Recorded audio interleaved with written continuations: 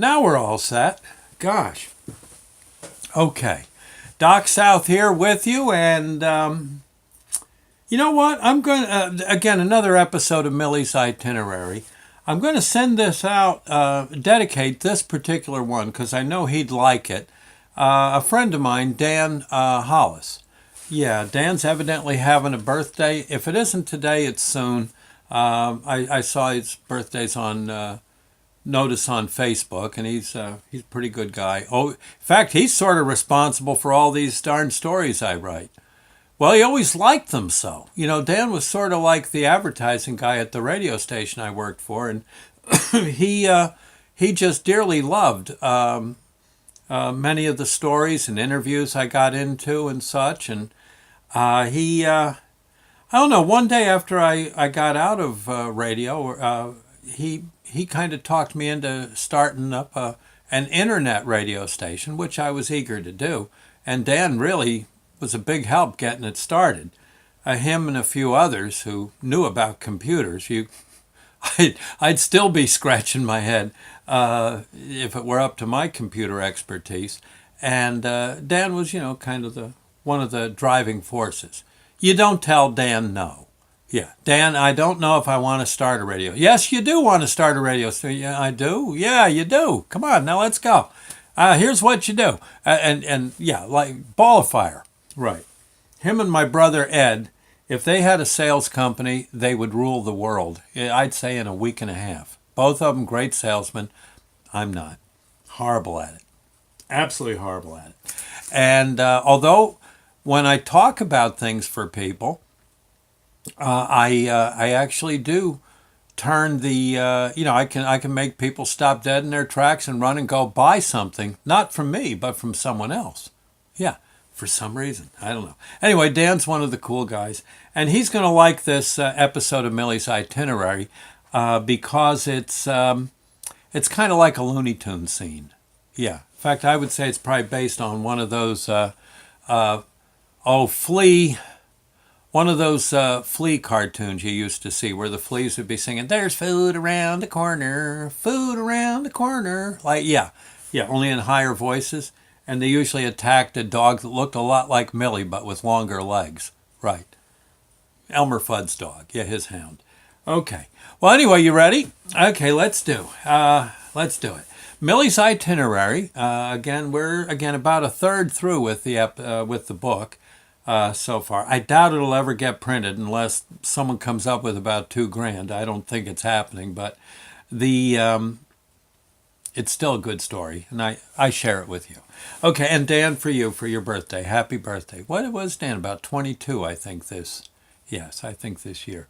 Okay, 9:20 a.m., here you go. Well, this is now, again, Millie's in the living room. I think she's had her breakfast now, if I recall right in this episode. And, well, here you go. Okay. This is hard to believe, but if either Sandy or I listen very intently while we're brushing Millie, we'll hear the sounds of a far-off or very minute warning siren. What's really nuts, rather, is that the darn siren sounds like it's coming from somewhere on Millie. It sounds like one of those old-fashioned fire sirens the small rural towns once used to call volunteers living or working far out in the township whenever there was a brush fire or, perhaps a car wreck. It's, one second here, friend, there you go, a car wreck. And the first time we noticed this sound, I actually went out to the front yard to see if I could hear it better. But once I got out in the yard, I couldn't hear it at all. Walking back indoors, I told Sandy how I guessed that whatever the fire was, it must have gone out. Sandy put her hand up to silence me. Like, yeah, that's because she had her ear down close to the loose skin on the back of Millie's neck. She handed the dog brush to me and told me to brush Millie's right shoulder. I was a bit confused at her request, but I knew better than to tell Sandy that she's nuts. I started to lightly brush our hound's shoulder. The second I went for the second brush stroke, the tiny siren sounded once again. Sandy jumped up and pointed at that area on Millie's head, right between the tops of her ears. Right between, yeah. Most, if not all, basset hounds, There's a lumpy bone bump at that spot. It protrudes quite a bit. I refer to it as Skull Mountain. Sandy was pointing at the area as she stood up and ran for her jeweler's loop. She normally uses the loop to investigate the tiny markings on the antiques she buys and sells. The loop's power has saved her bacon at many an auction. This time she was expertly using the loop to solve the mystery of Skull Mountain. Something crazy was happening on poor Millie's noggin. But time for a coffee break, friends. Wait a minute. What did Jackie Glee? How sweet it is. Yes, good.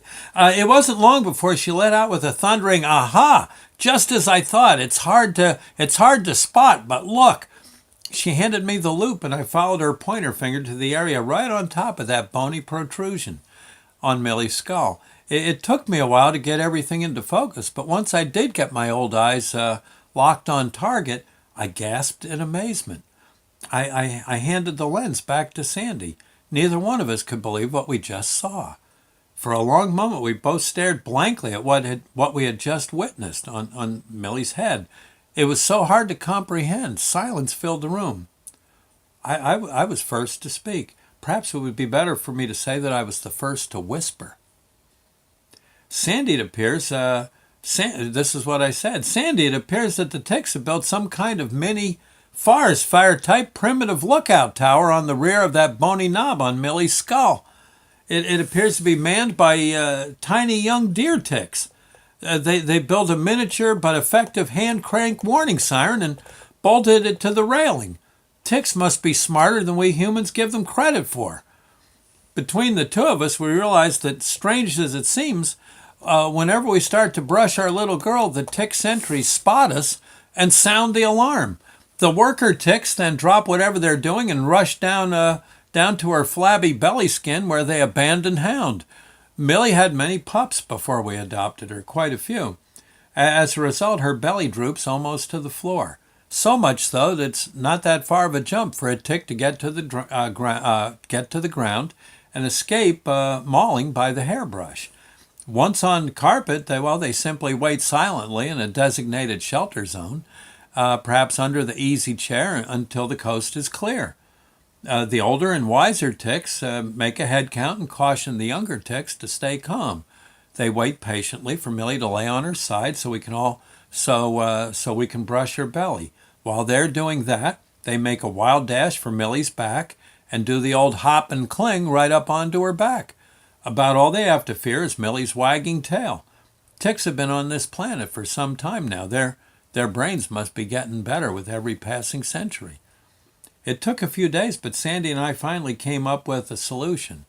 Now, before we brush Millie, Sandy and I discreetly roll out an old bath towel and place it on the carpet just under her belly.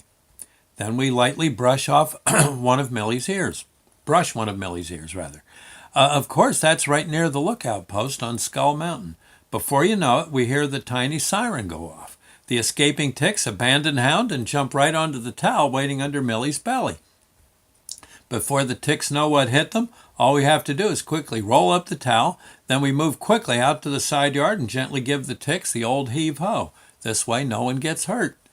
At least now Millie's tick population is very small. She gets so few tick bites that, we don't really have to go crazy with the tick drops. As far as fleas go, heck, I get more fleas on me than Millie ever had.